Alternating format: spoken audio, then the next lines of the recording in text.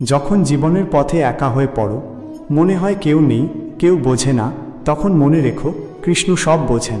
তোমার এক একটা চোখের জলের মধ্যে তিনি অনুভব করেন তোমার ব্যথা। তো বন্ধুরা, আপনাদের সবাইকে জানাই আন্তরিকভাবে শুভেচ্ছা আমার এই ইউটিউব চ্যানেল মাই ভক্তি বাণী।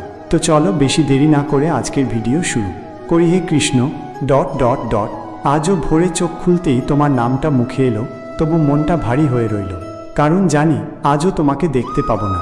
আজও তোমার মুখে সেই মিষ্টি হাসিটা কল্পনার মধ্যেই থাকবে। প্রতিদিন ভাবি আজ হয়তো তোমার দর্শন হবে, আজ হয়তো তুমি আমার পাশে এসে বসবে। কিন্তু না, দিনের পর দিন, বছর চলে যায়, তুমি আসো না, শুধু নীরবতা রেখে যাও। হে কৃষ্ণ, তুমি বলেছিলে ভক্তের ভালোবাসা বৃথা যায় না। তাহলে আমার এই ভালোবাসা কেন এত নিঃশব্দে হারিয়ে যায়? আমার অশ্রু কেন তোমার পায়ের ধুলোর স্পর্শ পায় না?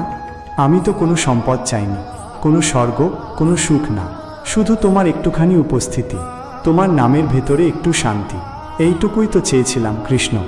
কখনো মনে হয় তুমি রাগ করেছ, হয়তো আমি কোনো ভুল করেছি, হয়তো আমার ভক্তি তোমার কাছে অপূর্ণ।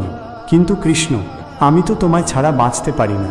যে হৃদয়ে তোমার নাম আছে, সে হৃদয় কেমন করে তোমার বিরহ সহ্য করবে বলো? রাধার মতো আমিও অপেক্ষা করি। প্রতিটি নিশীথ রাতে চাঁদের আলোয় তোমার ছায়া খুঁজি, বাতাসে তোমার নাম শুনতে চাই, কিন্তু কেবল শুনি নিঃশব্দতার ভেতরে আমার নিজের কান্নার আওয়াজ। কৃষ্ণ, তুমি জানো এই দুঃখটা শুধু আমার নয়, এই দুঃখ সেই প্রতিটি ভক্তের, যে তোমার নামের মধ্যে আশ্রয় খোঁজে কিন্তু পৃথিবীর শূন্যতার মাঝে হারিয়ে যায়। আমরা তোমার প্রেমে পাগল কৃষ্ণ, তবু তুমি যেন মৃদু হাসো, দূর থেকে তাকাও আর বলো এটাই প্রেমের পরীক্ষা। কিন্তু এই পরীক্ষা কবে শেষ হবে বলো কৃষ্ণ? এই অশ্রু, এই কষ্ট, এই অপেক্ষা, সব কবে শেষ হবে?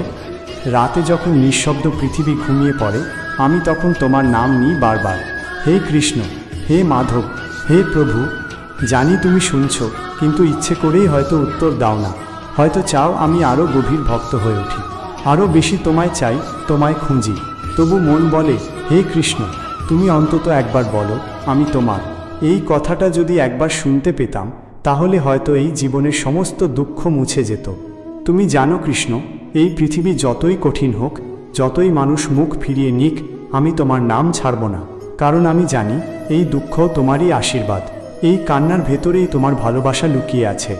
হয়তো একদিন এই অশ্রু শুকিয়ে যাবে, এই হৃদয় শান্ত হবে, আর তুমি আসবে একটি হাসি নিয়ে, আমার সমস্ত কষ্ট মুছে দিয়ে বলবে আমি তো কখনো দূরে ছিলাম না।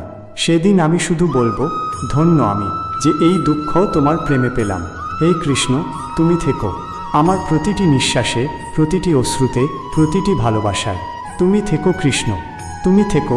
কখনো কখনো মনে হয় ভগবান আমাদের ছেড়ে চলে গেছেন। যে হৃদয় প্রতিদিন নাম জপ করতাম, আজ সেই হৃদয়টাই যেন শূন্য লাগে। চোখে জল আসে, অথচ কারো সামনে সেই জল ফেলতেও লজ্জা লাগে।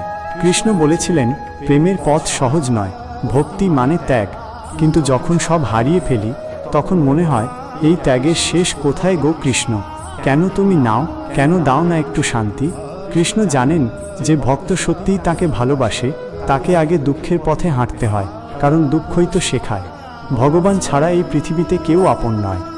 রাধার মতো যারা সব হারিয়ে কৃষ্ণকে খুঁজেছে, তারাই আসলে পেয়েছে চিরশান্তি। রাধা কেঁদেছিলেন, কিন্তু সেই কান্নাতেই কৃষ্ণকে পেয়েছিলেন। তুমি আজ যত কাঁদো না কেন, তোমার প্রতিটা অশ্রু কৃষ্ণ গুণে রাখছেন।